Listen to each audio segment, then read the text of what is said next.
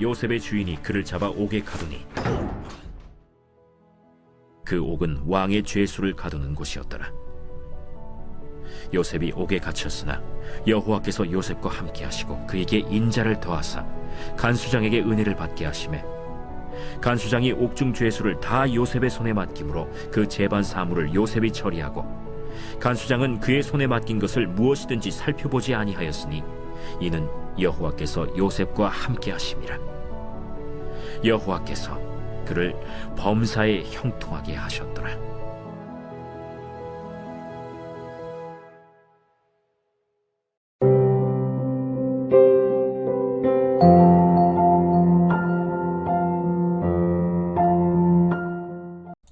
여러분 반갑습니다. 오늘도 큐티로 여는 기막힌 하루입니다. 본 말씀 창세기 39장 20절부터 40장 4절의 말씀입니다. 자, 지금 우리가 묵상하고 있는 이 창세기 39장에서는 우리를 주목하게 만드는 아주 중요한 표현이 나옵니다. 그것이 바로 형통입니다. 그런데 형통도 그냥 형통이 아니라 범사의 형통입니다. 창세기 39장 3절에서도 범사의 형통이 나오고요. 또 오늘 큐티 본문인 23절에서도 범사의 형통이 나옵니다. 그러니까 하나님께서 요셉을 범사에 형통하게 하셨다는 것이죠. 자, 그런데 이 말씀이 우리를 좀 당황하게 하는 것은요. 지금 이 요셉의 형편과 사정은 전혀 형통과는 거리가 멀어 보이기 때문입니다. 이 처음 범사에 형통했다는 말씀이 나올 때 요셉은 애굽 사람 보디발의 집에 종으로 있을 때였습니다. 또한 두 번째 범사에 형통했다는 말씀은 요셉이 감옥에 갇혀 있는 죄수의 상황에서 나온 말씀입니다. 자, 여러분, 종과 죄수, 이게 무슨 형통입니까? 어떤 분은 그런 생각을 하실 것입니다. 요셉은 보디발의 집에서도 인정받았고 감옥 안에서도 인정받지 않았느냐, 그러니 이것이 형통이 아니냐. 자, 그런데 한번 생각해 보십시오. 종이 아무리 인정받아봤자 그냥 종일 뿐입니다. 그래서 성경을 보면 요셉 때문에 보디발의 소유가 늘어났다고 말하고 있지만 요셉의 신분은 변한 게 하나도 없었습니다. 그냥 요셉은 아무리 잘해도 종일 뿐입니다. 마찬가지로 죄수가 아무리 잘해봤자 그냥 죄수인 것이죠. 자, 그런데 어떻게 이런 요셉이 형통하다고, 그것도 범사에 형통하다고 말할 수가 있겠습니까? 자, 여러분, 우리는 오늘 이 성경이 종과 죄수의 형편에 있는 요셉을 향해 범사에 형통하다고 말하는 것을 어떻게 이해해야 됩니까? 결국 우리가 깨달아야 되는 것은 우리가 생각하는 형통의 개념과 하나님께서 말씀하시는 형통의 개념에는 분명한 차이가 있다는 것입니다. 여러분, 보통 우리의 형통의 개념은 장소의 개념이고 소유의 개념입니다. 내가 어느 형편과 상황 가운데 있는가, 또 내가 얼마나 많은 것을 가지고 있느냐에 따라 형통한가 아닌가를 생각합니다. 그러나 하나님이, 성경이 말씀하는 형통이란 존재의 개념입니다. 내가 어떤 환경에 있든, 내가 얼마나 많은 소유를 가지고 있던 그것과 상관없이 내가 하나님을 소유하고 있는가, 또 내가 하나님 안에서 거룩을 이루어가고 있는가, 바로 이것이 하나님이 말씀하신 진정한 형통의 의미인 것입니다. 자, 그래서 오늘 말씀을 보면요, 범사에 형통했다는 말에 반드시 따라붙는 문장이 있습니다. 그것이 바로 여호와께서 요셉과 함께 하셨다라는 문장입니다. 자, 3절을 보면요, 그의 주인이 여호와께서 그와 함께 하심을 보며 또 여호와께서 그의 범사에 형통하게 하심을 보았다라고 합니다. 똑같이 23절에서도 여호와께서 요셉과 함께 하심이라, 여호와께서 그를 범사에 형통하게 하셨더라 합니다. 그렇습니다. 진정한 형통은 환경이 어떠하든, 소유가 많든 적든 그 모든 것을 초월하여서 하나님이 나와 함께 하시는 것입니다.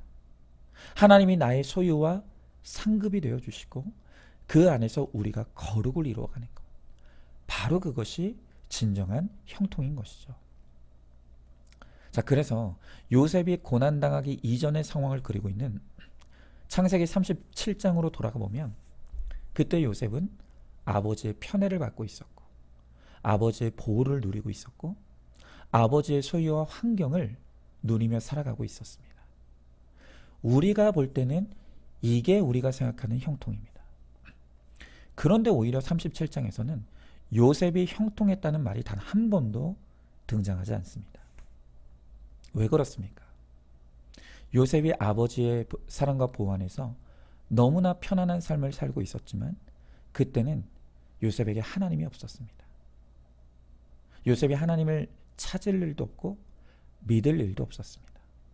하나님과 아무 상관이 없는 인생이었다는 것입니다. 바로 그랬기 때문에 창세기 37장에서는 요셉이 형통했다는 말은 전혀 없습니다. 그러나 이제 창세기 39장의 요셉은 더 이상 내가 그렇게 믿고 의지했던 아버지도 없고 아버지의 소유도 사라졌고 나를 보호해줄 환경도 다 사라졌습니다. 그러니 이제 요셉이 믿을 것이라곤 하나님밖에 없어졌습니다.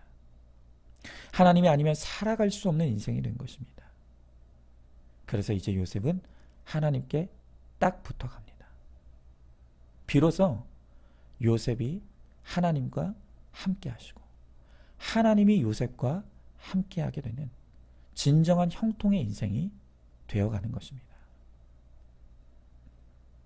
여러분, 마태복음 5장의 팔복의 말씀을 보면 예수님이 첫 번째로 말씀하시는 복이 바로 가난한 자의 복입니다.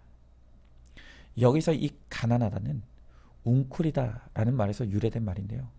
그 웅크린 거지의 모습, 아무것도 가진 것이 없는 절대 빈곤의 상태를 나타내는 단어가 바로 여기 나오는 가난하다입니다.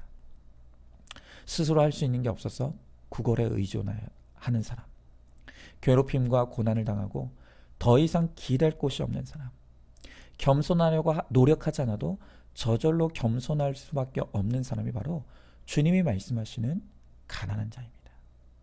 그리고 바로 이런 사람들이 하나님을 믿고 의지하게 되는 것입니다. 그리고 이런 사람이 진정한 형통의 사람인 것입니다. 여러분, 하나님은요, 바로 이런 형통을 누리는 사람이 복된 사람이라고 말씀하십니다.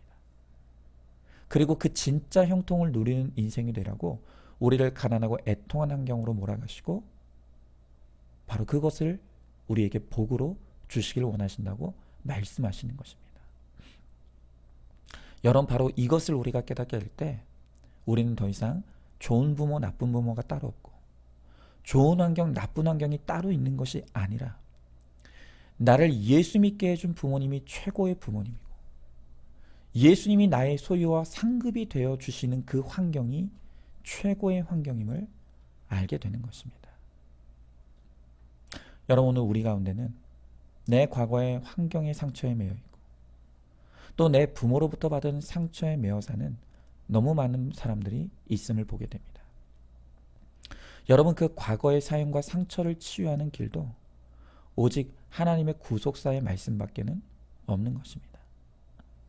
내가 수치로 여겼던 그 힘들고 가난한 환경이 사실은 나를 구원의 사람으로 만드시기 위해 하나님이 허락하신 최고의 환경이었다는 것이 바로 말씀으로 해석되어야 합니다. 또한 내가 나쁜 부모로만 여겼던 그 부모님들도 사실은 나의 참부모이신 하나님을 만나라고 하나님이 내게 붙여주신 최고의 부모였다는 것을 또한 말씀으로 해석받아야 됩니다. 그러면 우리는 나의 과거의 상처로부터 자유함을 누릴 수 있게 되는 것입니다. 여러분, 바로 오늘 이 요셉이 자신이 만난 모든 사건과 고난이 나를 예수의 사람으로 만드시기 위해 하나님이 허락하셨던 반드시 있어야 될 일임을 그가 깨달았습니다.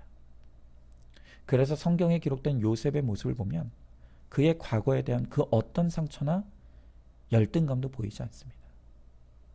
그러니까 요셉은 그야말로 하나님이 함께 하시는, 하나님을 소유와 상급으로 누리는 범사에 형통한 인생이 되었던 것입니다.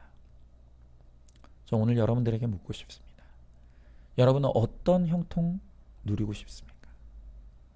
여전히 그저 이 땅에서 좋은 곳에 살고 더 많은 것을 가지고 사는 것이 그것이 형통이라고 생각합니까?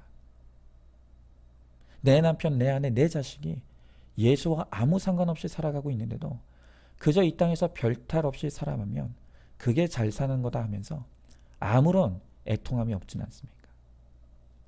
여러분, 이렇게 땅의 형통에 취해 있으니 구원이 이루어지질 않는 것입니다. 오늘 성경은 그렇게 이 땅에서 잘 사느라 하나님과 상관없이 사는 것은 형통이 아니라 저주라고 말씀하십니다. 우리 그리스도인은 이 땅이 전부가 아님을 깨달은 사람들입니다. 그리고 영원한 세계를 목격한 사람들입니다.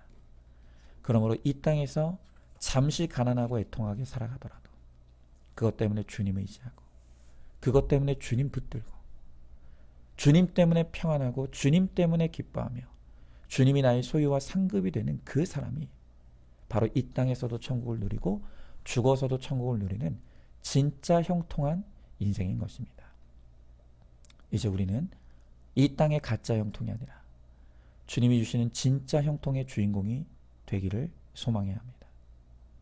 바로 이 요셉처럼 내가 종의 신분에 있어도 감옥 안에 죄수의 신분으로 있어도 하나님이 나와 함께 하시기에 주님 때문에 천국을 살아갈 수 있는 범사에 형통한 저와 여러분 우리 모두가 될 수 있기를 간절히 소망합니다. 자, 한번 질문해 봅니다.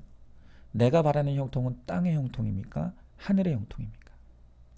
하나님을 믿는다고 하면서도 내 장소와 소유에 따라 울고 웃고 있지는 않습니까? 주님이 나의 소유와 상급이 되어 환경을 초월한 기쁨과 평안을 누리는 천국을 살아가는 진정한 형통의 사람이 되기를 소망하시기 바랍니다. 자, 오늘도 5월 23일 보석상자입니다. 고난을 당하면 자기 수준을 알게 됩니다. 아멘. 우리 함께 기도하겠습니다. 하나님, 오늘 이 요셉이 종의 형편에 있습니다. 죄수의 형편에 있습니다. 우리가 바라볼 때는 더없이 비참한 환경과 상황 가운데 요셉이 있습니다. 그런데 어찌된 일인지 하나님은 오늘 이 요셉이 범사에 형통한 사람이라고 말씀하십니다. 비록 그가 이 땅에서는 누릴 것이 아무것도 없는 소망이 없는 인생이지만 바로 그것 때문에 하나님이 요셉과 함께 하시게 되고 요셉이 하나님의 자녀가 되어서 그렇게 하나님을 나의 소유와 상급으로 누리며 살아가기에 하나님은 바로 이 요셉이야말로 진정한 형통의 사람이라고 말씀하십니다. 주님, 우리도 더 이상 이 땅에 잠시 잠깐뿐인 가짜 형통에 속지 않게 하시고 하나님이 우리들에게 주길 원하시는 그 진짜 형통을 누리게 하여 주옵소서. 이 땅에서 하나님과 동행하며 하나님이 나의 하나님이 되시고 하나님이 나의 소유와 상급이 되심으로 내가 어떤 형편과 상황 가운데 있든지 주님 때문에 기뻐하고 주님 때문에 감사하고 주님 때문에 평안함을 누리며 살아가는 하나님 진정한 형통의 주인공이 되게 하여 주시옵소서. 그렇게 하여 주실 줄 믿사오며 사랑이 많으신 우리 예수님 이름 받들어 기도드리옵나이다. 아멘. 오늘도 큐티로 살아가는 기막힌 하루를 살아가는 하늘가족 공동체 우리 모든 성도님 되시기를 주님의 이름으로 축복합니다.